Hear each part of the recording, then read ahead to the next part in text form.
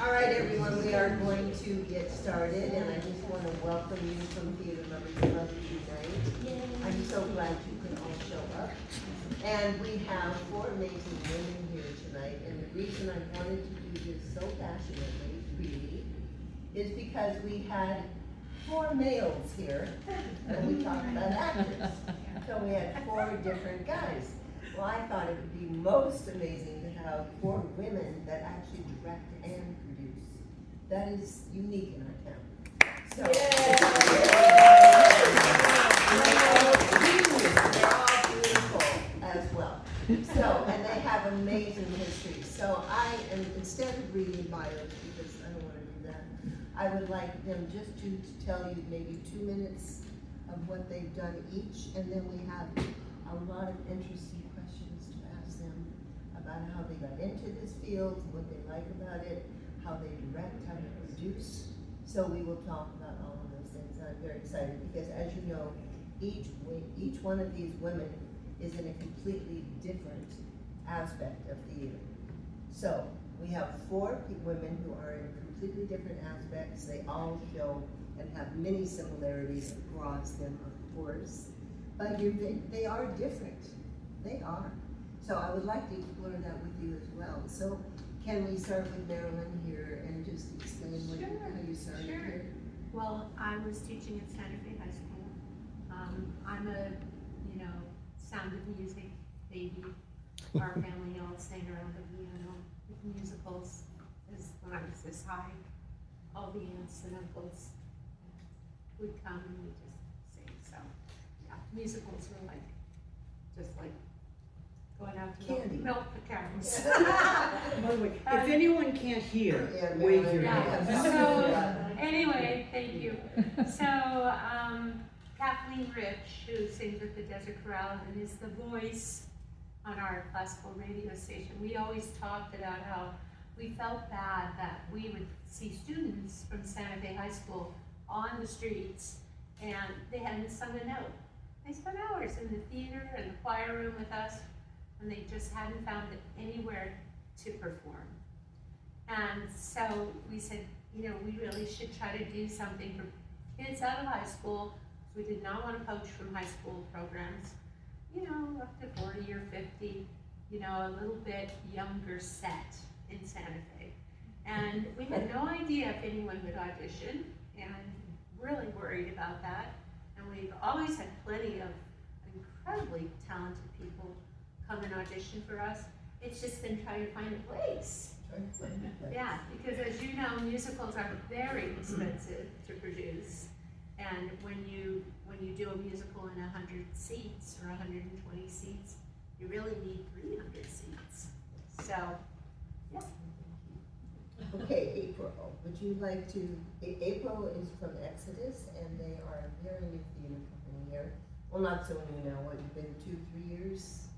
We're technically almost 4 years. Almost. But one of those years was in COVID, so Yeah. you do the math. Yeah. Okay.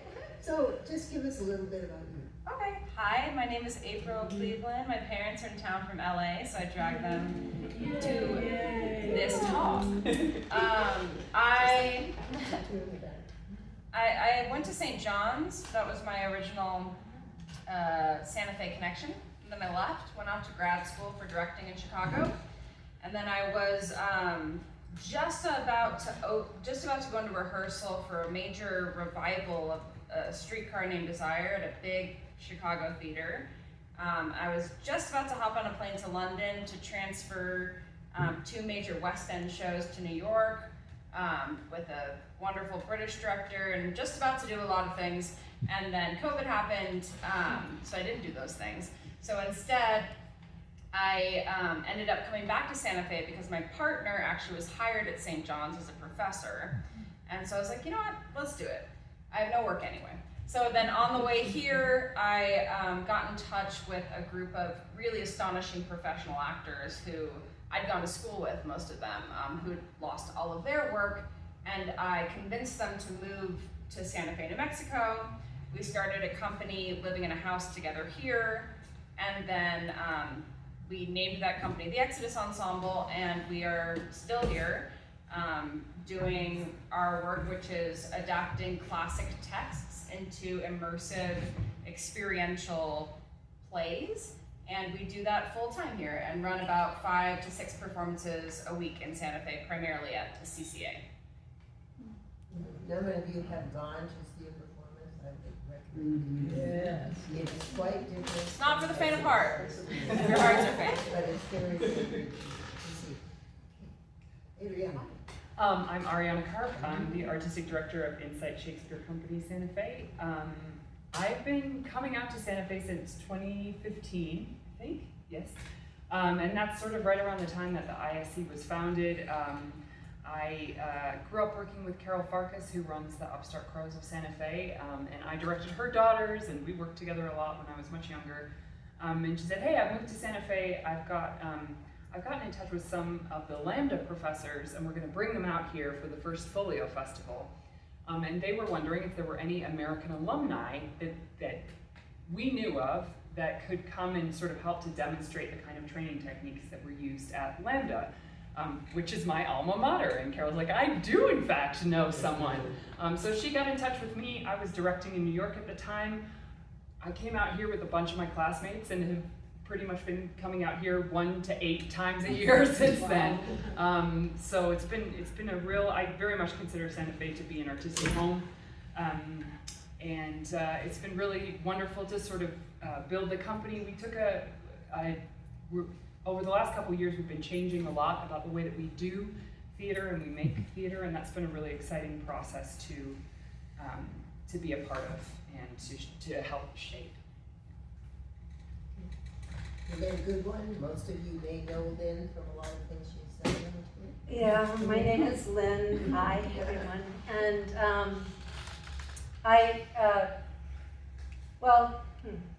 I've been in theater for a long time, and I was in New York for many years. And so I started working in Santa Fe in the late 70s. At the opera. I was at college at Yale, and my job at my student job. What is it called? Internship. Yeah, it's like your student when you owe money. Work so study. Work study, right? So my job was working at the Yale Rep, which is awesome. But the TD there, or actually someone who just graduated as a TD became the TD at the opera, and so I got this call at the end. It's just a great story, I have to tell. I had mono really badly at the end of it was a case study for them, and I had it really badly at the end of my freshman year, and so I get this call. I was still in town, and they said, would you like to work for the Santa Fe Opera, because they need someone to run do the scene changes and stuff like that. And I said, oh yeah, sure, I'm still in town. So thinking it was in New Haven. And they said, oh, no, we mean it's this summer, come out. So anyway, that's how I got out to Santa Fe originally. And I was just awestruck by Santa Fe and thought, well, what am I gonna do for the rest of the year? So I moved to New York, and I was building sets and running shows and doing tech work there. And then worked in 1981 with the Santa Fe Festival Theater that opened, that redid the Armory, and that Armory Theater there. And actually got to act in their productions, and also do props. But anyway, so I've been around, and here I've worked with most every theater company except that I don't sing, so. That was going to be my next question to you. What was each of your last shows that you either directed or produced? We know yours. I see. What's your most current one? The most I thought recent you were one? going to ask me what I was in last. No. Produce or direct? Yeah, legal one. Legal one. Hamlet. It's still up, Romeo and Juliet. And Lynn, you just said And I just Constitution. directed what the Constitution means to me at the. I think a lot of you saw that, Jen. Yes. Oh, yeah. Yes. So you It's a great play. can know how much different they are. So with that, I'm gonna get into this question because I wanna know, when you take on a new play or a project, what's your biggest fear or obstacle or challenge that comes to mind immediately? When you first take on a new one, what's the first obstacle that you think you guys face? Is that an unfair question? It's an intense question. No, but I don't wanna have to answer first every time. Oh, yes. Okay, we'll go this way. But Lynn, you have produced and directed a few shows. Yeah. Well, so usually producing wise, usually I'm partners with Dale Dunn, and we have a little company that does mostly new plays. So, our first obstacle is, the script being ready. Is it ready? And so that's number one. And then then we go to, okay, money. And then throw that one up there. And that at the same time is space. And this all happens pretty tight together. And the other thing is your staff, your crew, you know, because I immediately call people and say, what's your availability? And can you pencil in some time? The rest of you feel similar? Do you have any differences in that? Yeah, I think for me, doing Shakespeare, almost not entirely exclusively, but doing a lot of Shakespeare, the question for me is always, why does this story need to be told now to this group of people? And that's sort of the guiding principle for me for pretty much every single play that I work on, whether an actor or a director, is like, why this story now for this community? So thinking a bit about that is usually the first thing, and then I would definitely say money. We unfortunately do not live in Europe or the UK, where there's an arts council with robust funding for the arts. And I have a lot of friends who work in Europe and the UK, and we will frequently, it's one of the things we will kind of have such different cultural experiences of. I'm a member of the Shakespeare Ensemble, which is an international collective of artists curated by Ben Crystal.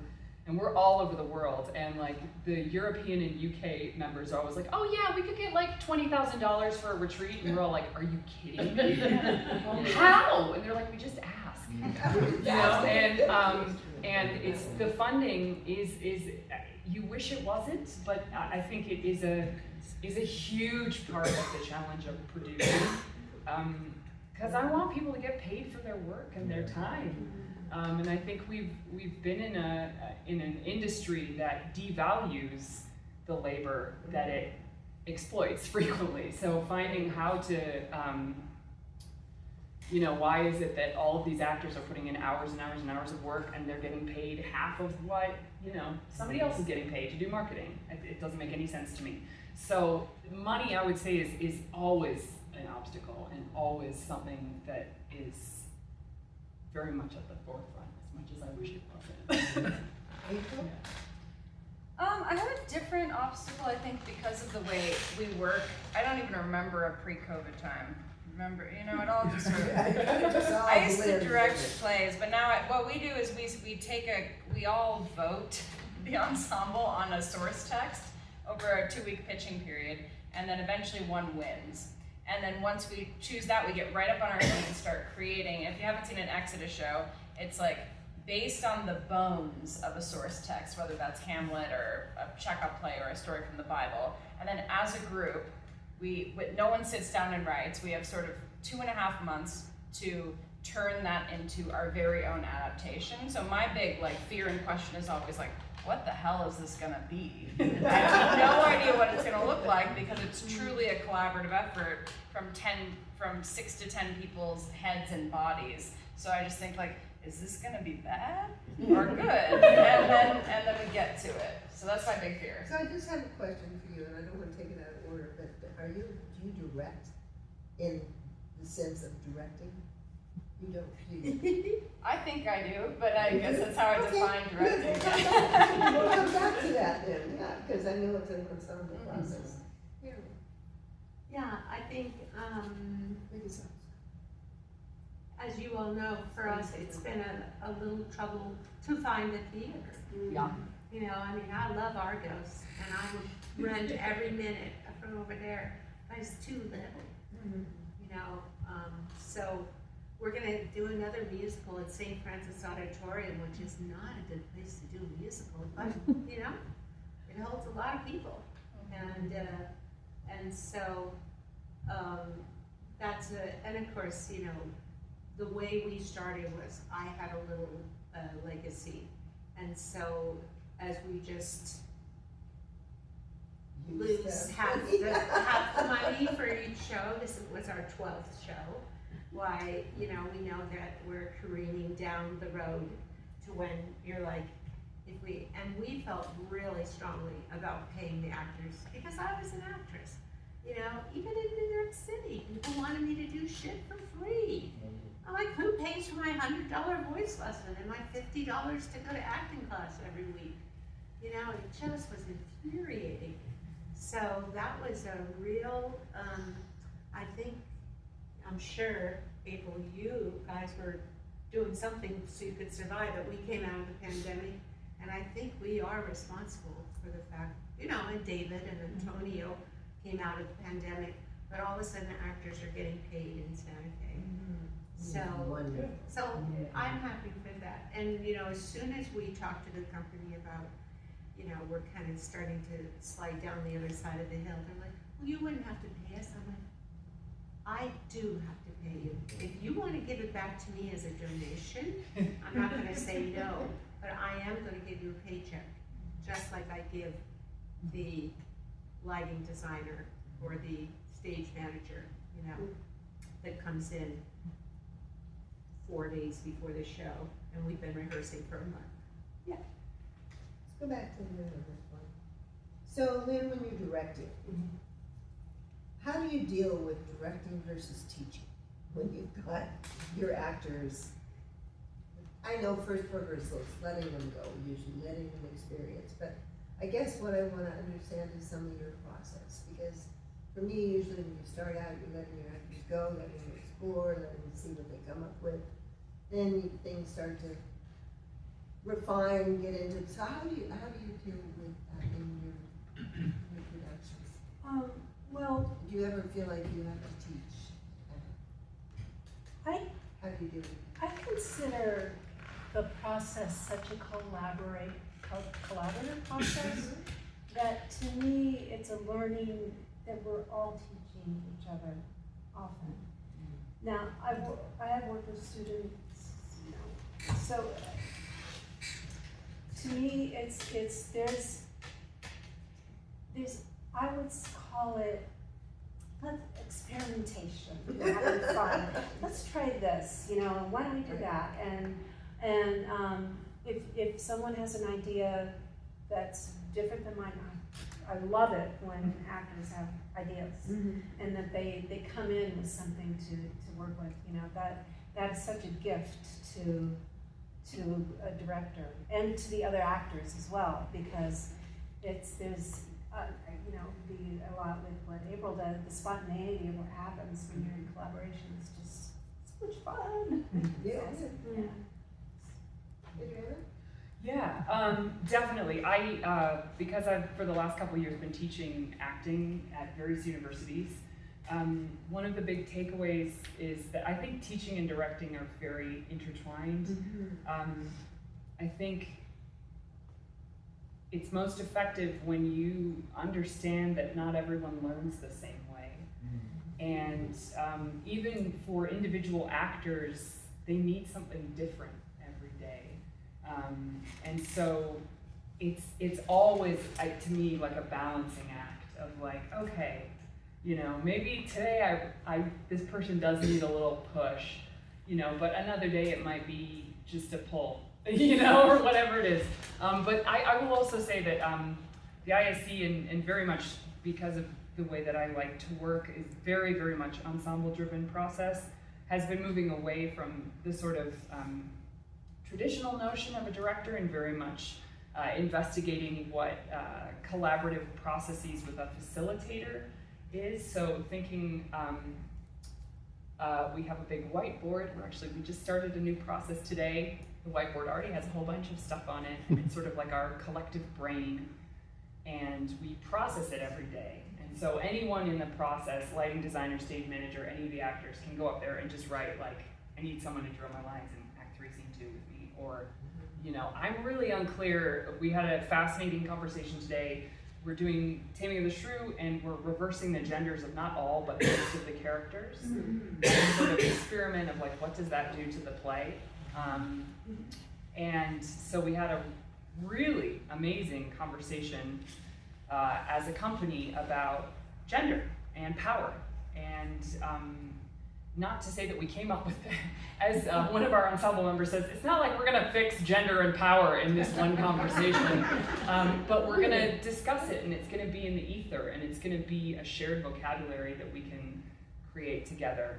But I do think, to me, the big thing is, as a director, I always think of myself as both like an editor and someone who's there in support of what the ensemble needs. So editing in terms of, like, you give me something, and then I'll be like, that was great, can we have more there, or something, we need something here to go there, but also, like, what do you need? Because, you know, I think I'm biased because I'm an actor myself, but I really do think that it is a huge act of vulnerability to walk out on a stage, whatever the stage looks like, in front of an audience. It is a genuine act of vulnerability. There's great lines. That's why I like so Yeah. much that exercise. What did you call Oh, that? the sticks, partner sticks. Partners. Yeah. Did any of you see them do that? Yeah. I like that because you had to be so connected. Yeah. And when I think about directing and teaching, Yeah. there's teaching moments and there's directing moments in that exercise itself. Absolutely. It's Yeah. quite interesting.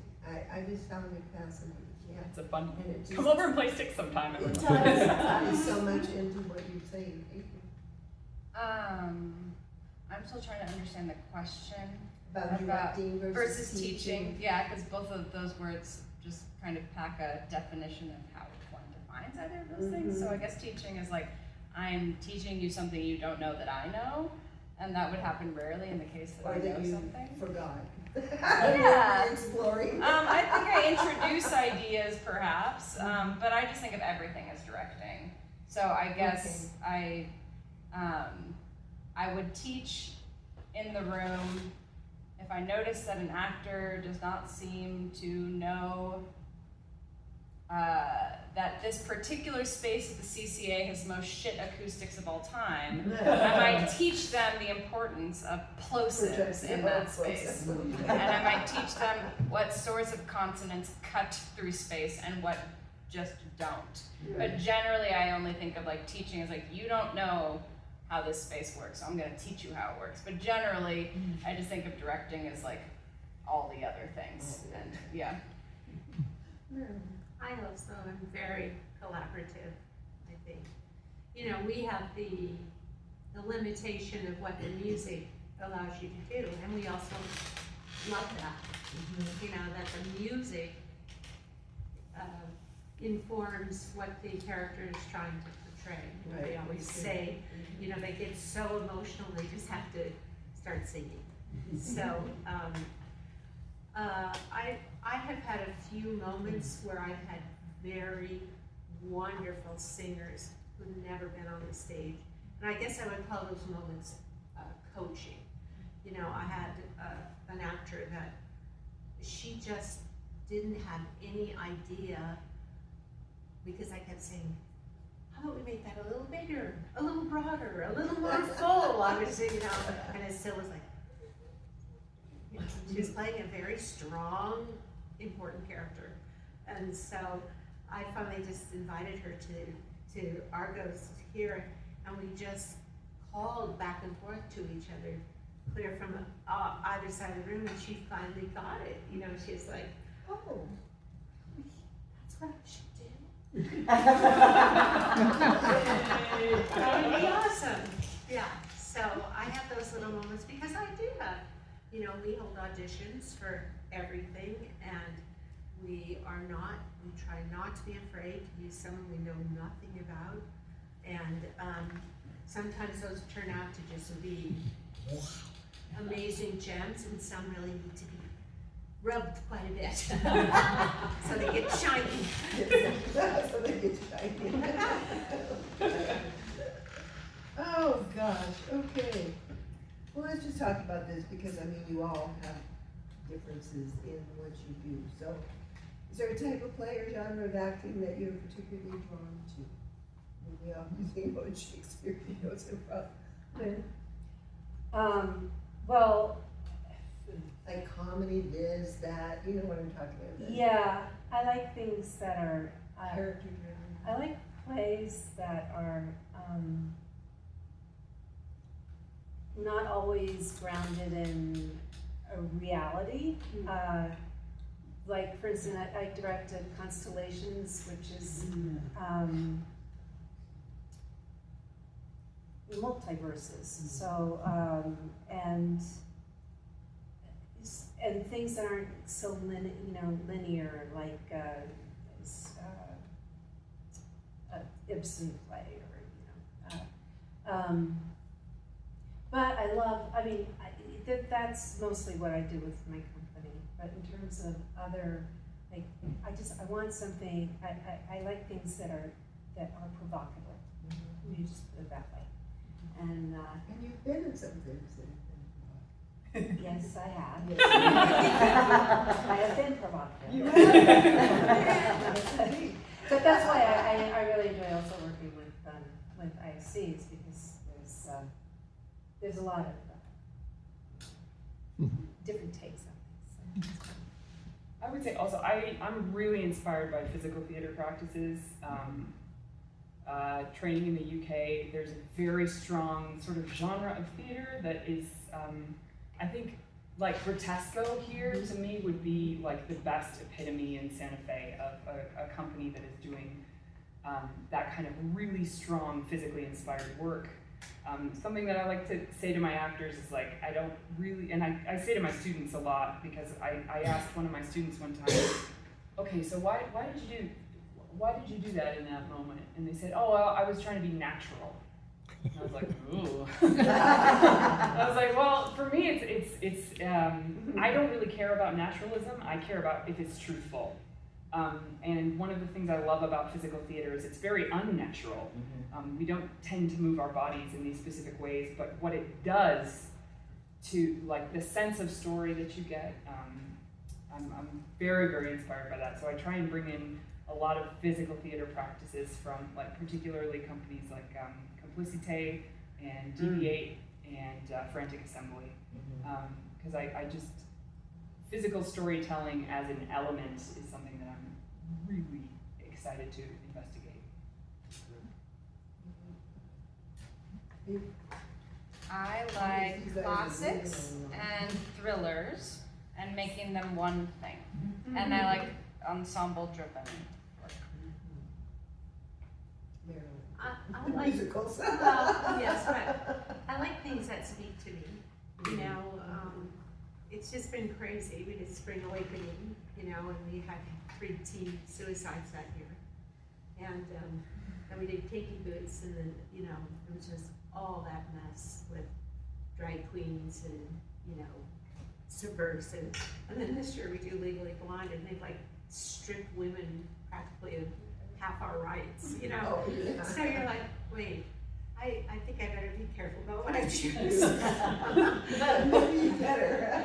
But I mean, you know, Oklahoma, it seems like a strange choice for a younger company, but we're kind of going at it with, you know, it's a territory, and it's dangerous for the women, and it's dangerous for the men, and it's raw, and, you know, the sexuality is right up there, and so people can just go and say, oh, yay, Oklahoma, and I think some will understand that we've dug a lot deeper into just trying to really relate with like what those people must have been like, leave their homes in the East and go homestead. So, yeah. So I need something that speaks to me. And Kathleen has to like it. She's the music director, so she's like, no. No, I will never do Mamma Mia. I'm like,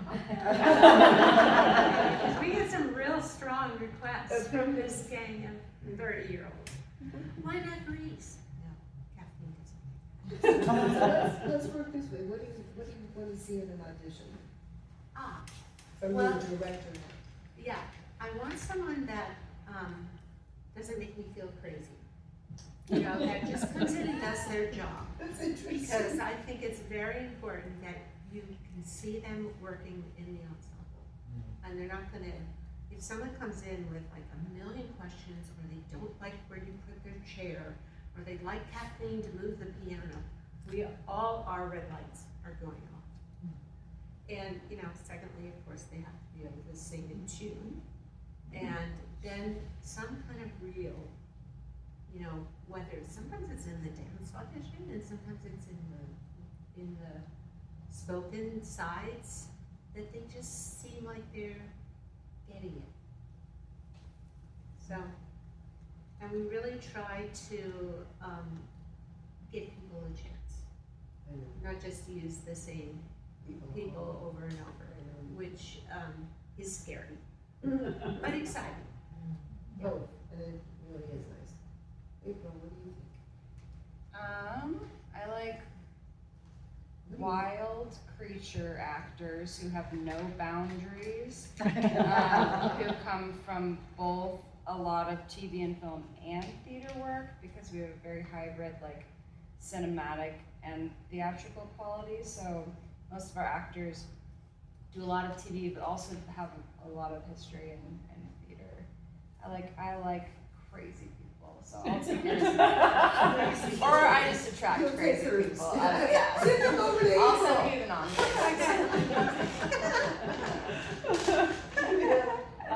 I actually don't do auditions anymore. Okay. I found that I hate auditions as an actor. I guess I'm a very needy actor. I love having a scene partner. I really dislike walking in the middle of a space and saying some lines, because to me, my joy in acting comes from having a scene partner and figuring out what they're gonna do. That's one of my scene partners right there, which I'm really looking forward to having a really amazing, intense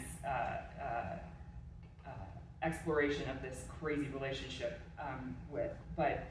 And also as a director, I find that I don't get, if I do monologues, I don't also get what I want, which is how does the person work with other people. So I've started doing workshops, which I sort of have been playing around with the format, and they're gonna keep changing. But I was very inspired actually by Ben Crystal, who invited me to the Shakespeare Ensemble. He'd never seen me act, ever. We just spent a lot of time together and talked about Shakespeare a lot. And he, out of the blue, was just like, hey, do you want to go to Japan and 2 or 3 Shakespeare shows for a month? And I was like, Ben, you've never seen me act. I could be horrible. And he's like, I never audition people. For me, it's just, do I want to jam with you? Do you have the right, is there and the thing I look for the most is listening, actually, because I think it's the most important quality an actor can have, is are you listening to the group, to yourself, to your scene partner, and yeah, willing to take risks. I would go with I love a wild actor too. But I think, yeah, willing to take risks and to find vulnerability. Yeah. I think auditions are, I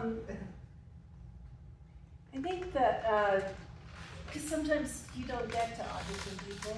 You may have come into something that's already cast, You have, Depend, I know. depending on how things are, things work differently in a lot of different arenas, so. But if you. But auditions, I think that for me, it's connection, if it's a connection to the material, and that they know what they're saying, that people know what they're saying, that they have a reason to say it, that they are, there's usually, if you find somebody who's relaxed, this is a very good thing because then they can be wild. I like to, when I do audition people, I like to work with them a little bit, for sure, to see if they can, how they take direction and what choices, if they actually make choices, strong choices. Even That's- if they're not the choice you want. Oh, absolutely. I love not the choices I want. I mean, Okay, open to that. yeah. Well, that's what I was gonna ask you next, too, is what do you want from the audience? From the audience? Yeah, I know it's a really different question, but Well, from the audience, I think what can it's they give to you as a director? listen with an open heart. I say it at the beginning of every single one of my curtain speeches, so I apologize if any of you have just heard this, but to me the audience is the final ensemble member. And the show fundamentally changes because of the energy that's in the room. And that's why theater is so fun. I love film, I'm a huge film and television nerd, but my reaction is not gonna change the performance. You know, my energy is not gonna change something on the screen. And with theater, we're breathing the same air together.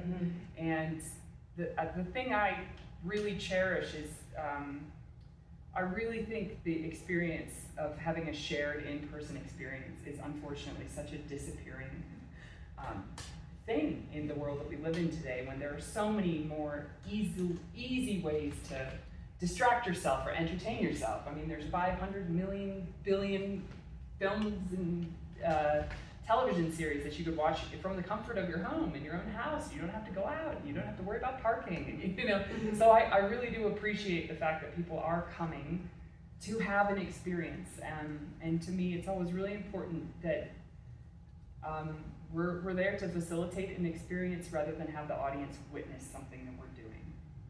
So that's an important distinction for me. What do I want from the audience? All I want What is is your group? Hmm? What does your ensemble want from the We want you to come. audience? That's it. And what else? Anything Oh, else? what else? I mean, we like molest the audience. I I don't know. know. Yeah, I know like, you you do. show up at Hamlet and you show up at a funeral and we wrap our arms around you and we apologize for your loss and then we give you free booze. Like, it's hard for me to even answer because we don't have any separation from the audience. So like, we want you to come and then we want you to like play with us and be freaked out and cry or laugh or all we love the audience so much that all we want is for you to come and then we'll have our way with you and you with us. Marilyn. I mean, I think one of the amazing things is we have a live band. So the band is giving off this incredible energy, and the singers are taking it and they're throwing it at the audience, and the audience is like, wow, and they're throwing it back. And it's just like this huge, crazy energy. And we tend, I mean, like, especially this June show, which we try to do for our 30-somethings, why there are tons of young people, and they go to theater like it's a football game.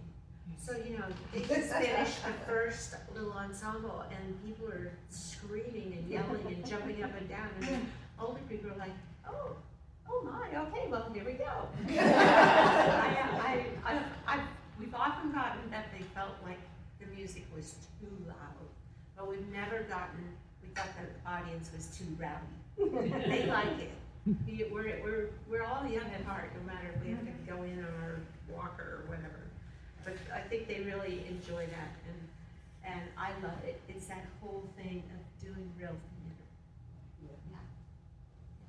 We are gonna have to close pretty soon, but I have a couple more I just wanna ask you, because I'm interested to know if you've ever directed or produced a play that didn't go well. How did you cope?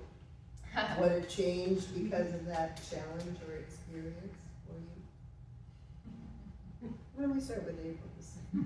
Oh, you laughed. Well, we have very, I mean, a lot, we do our plays hundreds of times, and so a lot of time they don't go well, sometimes they go well, but usually it's more about like the audience. Like we had a guy who was so, I'll just say he's a very important person in the community, and he saw a show and he was so angry at what happened at the end. He had a great time for the first 3 hours. He drank all of the wine. Nobody else drank the wine. And then at the end, he was so angry at the events that he stopped them. And then, well, he tried to stop them, but the actors kept going. And then he stormed out, and it's this is our most intimate experience, so it's only maybe eight audience members, and he stormed out, and then his wife stormed out, and the actors still finished, and then everybody after every extra show comes together, and it was a very like insane and upsetting experience. But then we tried to, and he threatened to sue us for whatever. But so it was very upsetting. But then over time, it just kind of grew into this like mark of like, man, like we really like that really made him feel something, and he didn't like how he felt about it. But what an impact we had there. So that was one example. Really good. Yeah. No, pretty good. Yeah, it's funny. I Do shake people up. I can't think of like a specific production where it was like, oh yeah, that was a big old train wreck. But I do know, from performance to performance sometimes, and you feel it very much as an actor. My total anxiety as a director is, as a director, somebody explained it to me this way, which I think is so hilarious and a very accurate feeling for me. It's like on opening night, it's like you're taking your toddler and you're putting it on a traffic island. And you just kind of go, I hope I helped you learn some survival skills. Just kind of like walk away. And that's one of the things that really stresses me out about directing is when you're an actor, you can affect the energy of the show. When you're a director, you absolutely cannot. You can't be like, louder! The audience is going to be like, who is that asshole? So for me, it's, I have discovered, and I'm never doing this again, I'm like, I will play messenger number 4 and have one line in the show the next time we do a show. But this is my first time Romeo and Juliet not having just a line. And even if it's just a line to contribute, I find that it's like, I can affect the energy somehow. And you can watch things, you can watch performances happen and sort of go like, well, where did the energy just go? And sometimes it's very hard to put your finger on. But so I would say those are always the hardest for me, is when I'm strictly in director mode and I see a show and I'm like, something's missing, or they're not getting something that they need, and how can I supply that while also not being obtrusive. So that's when I feel like I struggle the most, is when I can see something happening and realize that people are not in a good place, but the show must go on, and wanting to help and not knowing how, and that's the part that I really struggle with a lot. Lynn, I want to ask you, because then I also want to ask you, do you always stay after your shows if you're a director to talk to your actors, or do you go home and say, I'm directing this now, I can step away if they're on their own? So you have 2 questions, and then we'll have to, because I know we're going over time quite a bit here. Oh, we're not? Oh, we have 10 minutes. Okay, yeah, okay, you said 2 minutes. Yeah, I had recently a play that we were going to open last fall, and it was we'd been working on it it was a new play. And so, and it was, had great staff and cast and everything, and things happen sometimes They do. that you have no control over. People get sick, people pass away, people, almost a lot of things happen. Some people don't do their work on time, you know, there are things that happen. And this past fall, so many things happened. It wasn't just one. It was like a snowball of things were happening and hurtling. And it was 2 weeks before we were to go into tech. And as I said, I really like, probably all feel this, the ensemble that I'm, you know, we're all saying this. And the one thing that I really try to do as a producer-director is that tech is not a nightmare. I really, it's hard enough when it's easy. And so if all I could see was we were heading towards a disaster of a tech.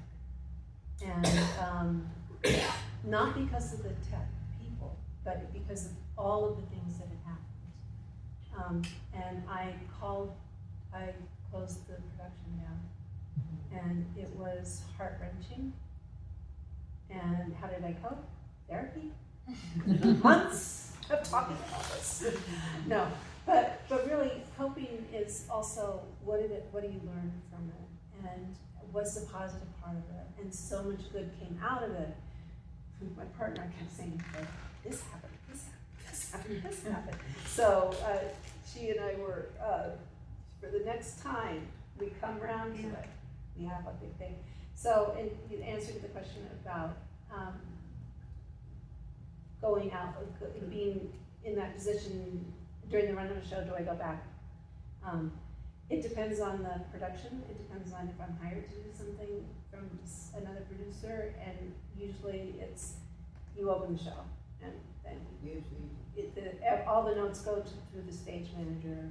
You know, it depends on where you are.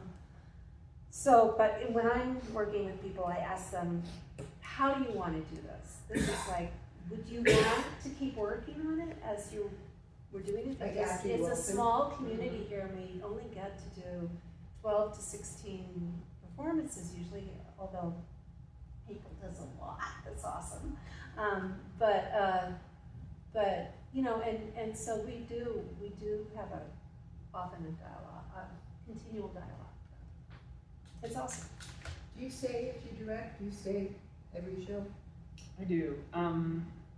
Particularly for the process that we're in, we have some ensemble practices that we do. We check in with each other at the beginning of every work session. So even though today we're in the middle of a 12-hour rehearsal day today, we started at 10 to 1, lunch break, 2 to 5, lunch break, or dinner break, and then 7 to 10, we're going tonight. And for each of those, we'll have a check-in with each other. Anything you need, it's sort of like an emotional coat hanger. Like, what do you need to say to fully be in the room now? And one part of that is giving yourself time and space to figure that out. The other more important part is listening to everyone else. So like, I remember we were doing Pericles, and one of our actors, her dog had been run over by a car. And she came in, and it was like, well, maybe we won't do that scene where you're like in the brothel and being sexually abused today. Maybe we'll do like the reunion scene, you know, or whatever it is. But just trying to tailor the, trying to listen. Again, keep coming back to this word, listen. And so the why I say that is at the end of each performance, we also gather and we sort of have a reinforce anything we want to take with us from that show, anything we want to leave behind. And I find those bookends to be really illuminating and to focus a lot of, okay, because we always choose a different verb for each. So instead of a run through of the play, it's like, I think on Sunday we had a listen through. On opening night, we had an ease through the play, and just giving ourselves like some verb to focus our energy. And so based on what that reinforcement is, will help, I think, inform, well, where do we go next with this show? So I really enjoy being a part of that process. Very nice. Yeah. April, what do you guys do? I give notes continuously because we're a rep company, so once we've made something, which takes like 3 months of full-time work, it just becomes part of the portfolio. So things are always changing, like different actors are coming in, or one actor in the company might be playing a new role now or something like that. So for me, it's like whenever there's a new variable, that means that the play is gonna need some notes. So there's so often new variables that I'm very often watching, and then there's these once in a while quiet moments where I like don't need to be at the show, and that's awesome. But they get a lot of notes. Yeah, they never stop getting notes, but it keeps the play fresh to me. Okay. Very well. Yeah, I'm a note sender. Your notes and You know, I sat through a million where the director starts to give notes after a show. And you know, a lot of my people are coming from Albuquerque now. And so I just started early on, I email the notes. And then, you know, and then, you know, with the caveat, you guys all have my number, text me if you don't.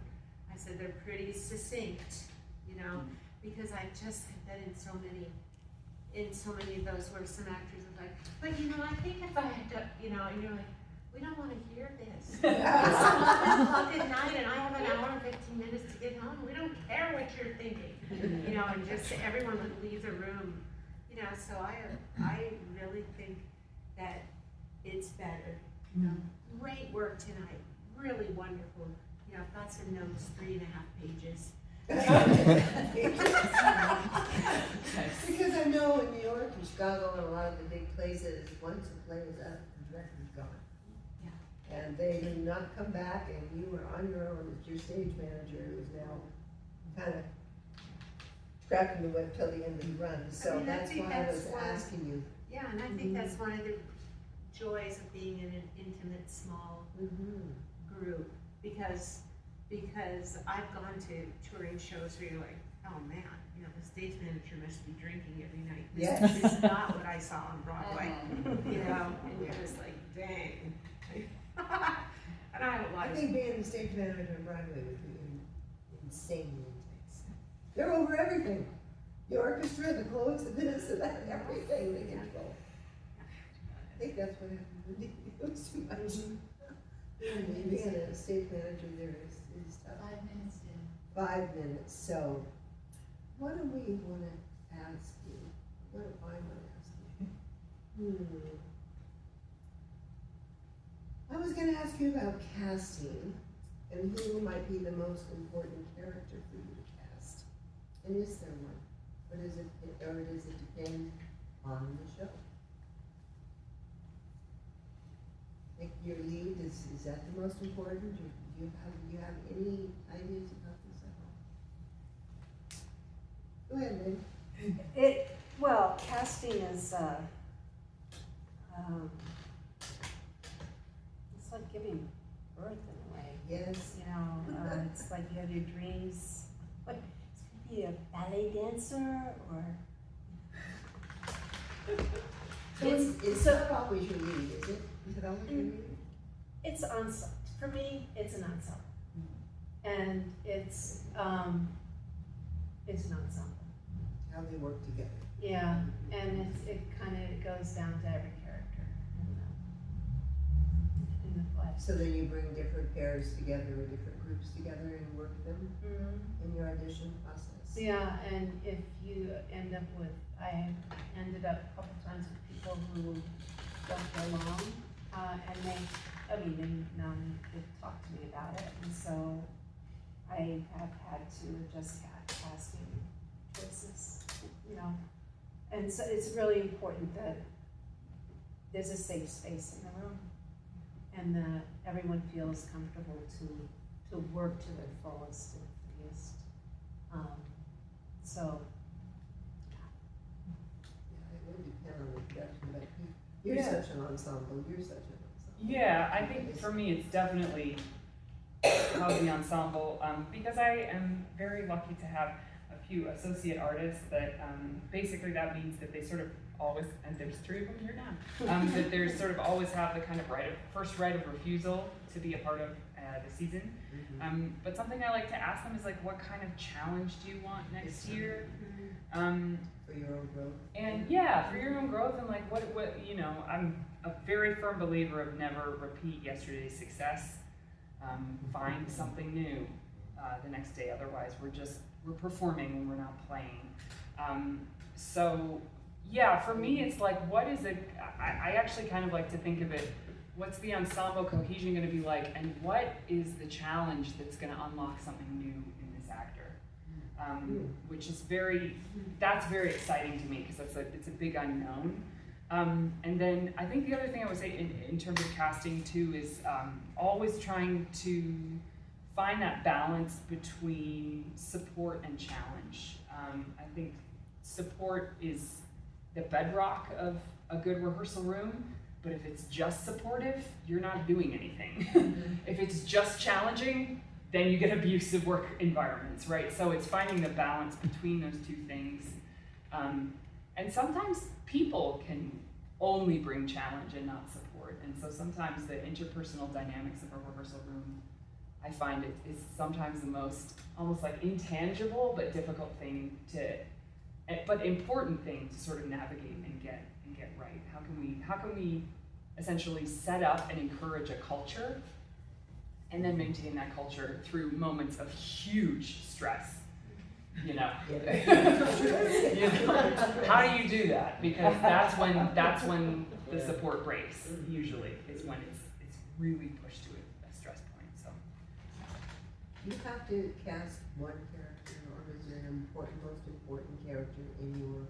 We cast actors as opposed to characters. So what we're looking for is if you come into the ensemble, that's full-time employment forever. I don't know, for the year. But like we have in our repertoire, because we create our own work, 6 shows right now, so about 36 characters. So if we bring in an actor, the question is like, well, are you a world-class actor who can play 8 different roles across this repertoire? So it's more like I have some of my early founders in Exodus. It's like Gracie, she plays 12 different characters. She knows 4 different characters in the show Ivanov. Her boyfriend Ryan knows 5 different characters in the show Ivanov. So you're really looking for like, I'm always just looking for an extraordinary actor who can work in many different roles, according to both like what the good casting is for them, but also where our needs are. It's like if we've lost an actor to TV for a long period of time, then we're hoping that like, okay, this new person who's coming in is going to be a great fit for that role and 7 other roles. So we cast in a really broad sense. So I find myself doing that a little bit. You know, we've had some repeats, and one actor I think of who loves to play the dark, evil villain. You know, I cast him as the nicest leading man. And he said afterwards, like, that was really a big challenge, but that was good for me to do. You know, because he's, you know, and we had quite a few conversations about, I don't think this character would be so wily, so like sneaky. It's like, sure fun for a minute. So I find myself falling into that a little bit when I have some repeat actors. I think, oh, what could I give them that would, you know, so they're not just playing the same person every time. Okay, this is our last question, and I'll ask the audience, because I've kept you guys, but this is fun, we could do this for longer. So what, I guess, I just want to know, in closing, what do you love most about what you do? The people.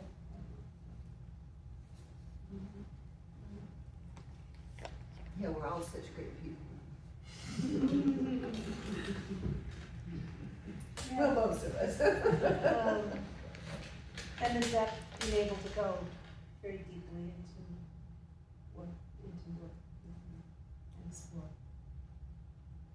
Yeah, I think when you think about your regular life, you know, and I think about my conservative family, and you're like, okay, we'll talk about the weather, and, you know, and then you like get, like just what you're saying, and it's such a reward to make a piece of art that the audience gleans something from, and the actors, I mean, I've just never had anything quite as fulfilling, and so it's why you stay in the arts in the United States.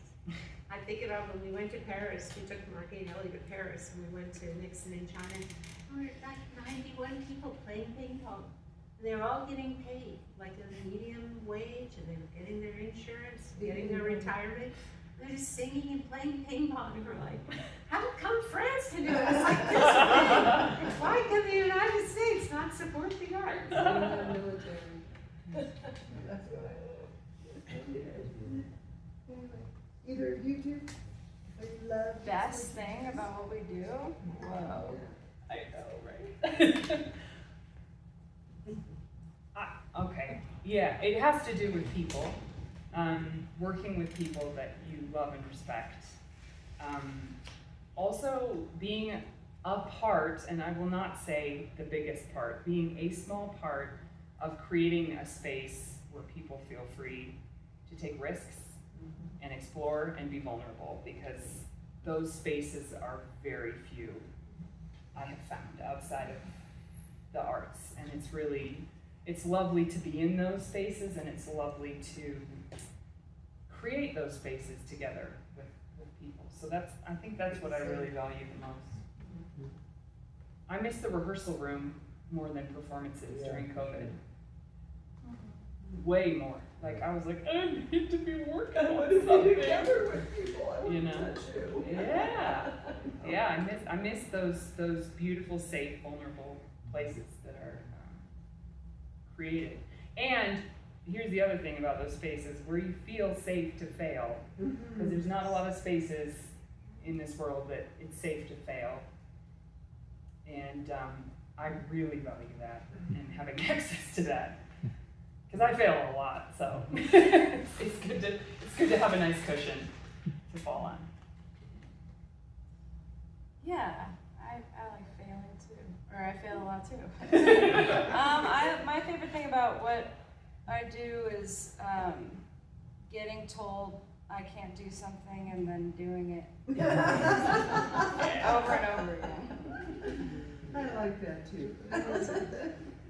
Okay, do we have maybe one question from the audience here? I don't know if you heard any details. How do you deal with those Santa Fe nights when hardly any audience shows up?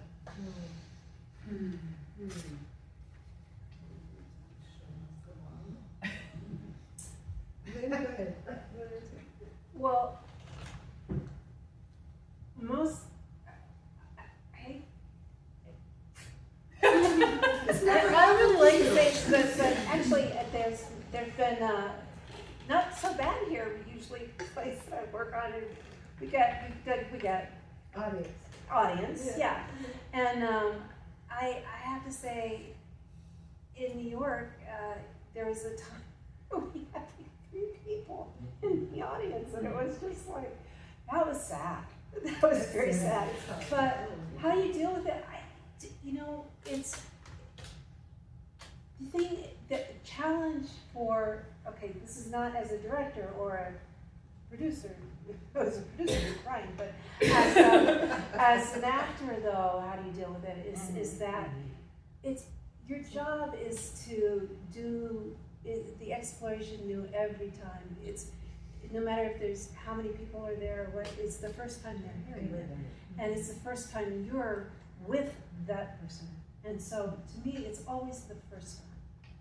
That's how I do it. Yeah, I think I went to it was a very formative experience for me when I was a teenager. I went to London, and I was at the Battersea Arts Center, and it was the first ever one-on-one festival of theater. This was like way back in 2010, I want to say. And it was an entire festival of pieces that were designed for one actor and one audience member. And it was a really incredible experience. There was this Belgian company that just like completely blew my mind, and I remember writing to them and being like, I'm obsessed with theater, and you guys just like, tell me all about it. And they were like, thank you. They were very kind, and they answered some of my questions about, what the process was. But I think you still can have, I think theater stories are frequently about, all stories are really about the power of a connection between 2 people. And so that can happen with a group of people, that can also happen between 2 people. So yes, the producer hat is crying in the car, I think the director is like, and the actors, I find it easier as an actor than I do with the producer hat. There's a lot of hats that all of us wear, I think, and producer hat can be, I think, the most toxic in many ways, because it's most associated with money.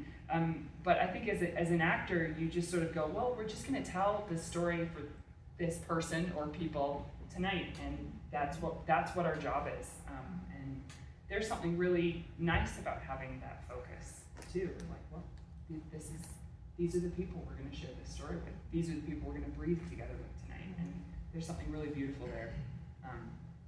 Yeah, producer hat can get can get really heavy on those nights. And the actor hat too. I mean, I think then you're working with each other. Yeah. That's what you're doing anyway. You're connecting. So the audience is there.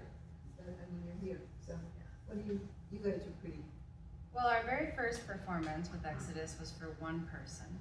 And then our next 70 performances were for 6 people. And so it's really only gone up from there. So after you do audiences that, I mean, we operate on an intimate, like that's our thing. So our largest show is for like 38 people and our smallest show is for 6. So one way to get around that is to just intentionally make your audiences small. Yes.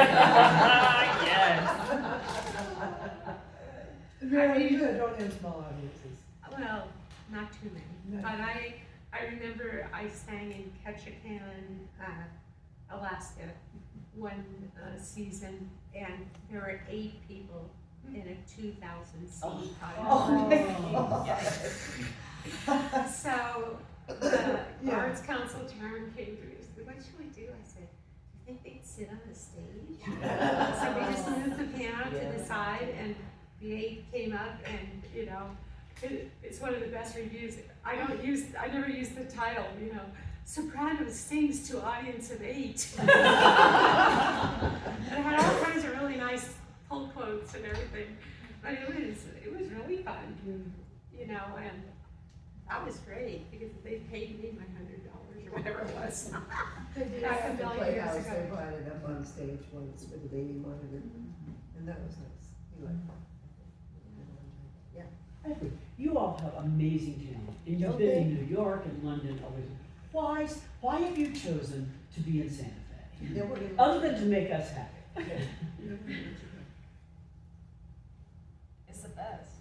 You can go to New York, like we tour in New York and San Francisco, but I'm not trying to live there. Like I want to live in Santa Fe and then spend half the year touring in other cities. Right. But this is our community, and the actors are the same way. This is where we want to be with y'all. Definitely. I mean, I had a revelation. I was doing a national tour of The Wizard of Oz, singing for thousands of children every week. And I was like, I don't have to sing in New York City. This is a blast.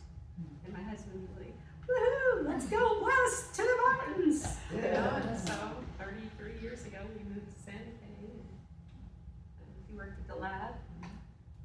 Yeah, and I've always been able to do the arts. So I was a big theater work company member all those years. And that was very wonderful. I still don't live here. I know. But I do, like I said at the beginning, I really do consider Santa Fe to be my artistic home. So many people that I know and love to work with are here. And yeah, there's just it's the community, there's a really appreciative arts community here. And I think, New York, London, LA, like, we love these places, and having lived in all 3 of them as of now, they're all incredible places to be. They're also places that produce a lot of expectation about what success looks like in our industry. And I think one of the biggest things that I took away from the pandemic is, and something I talk to my students constantly about, is it's so important in this day and age to define what success looks like to you, not what the industry tells you success is. Because if it was like success is what the industry tells me, then I haven't starred in a feature film, I must be a failure. It's like, that's not really. I want to do work that I like, with a script that I like, with people that I respect that are going to challenge me. And I found that here, and that's, to me, is like, oh, that's my recipe, you know. So that's sort of where Ditto. Yeah. Community freedom. There's freedom. There's so much freedom. I mean, yeah. I mean, there, but it's not, let's say. In every aspect of the word too, you know, just everyone's coming to New Mexico because we're free. So, I mean, who wouldn't want to live here? So, thank you all so much.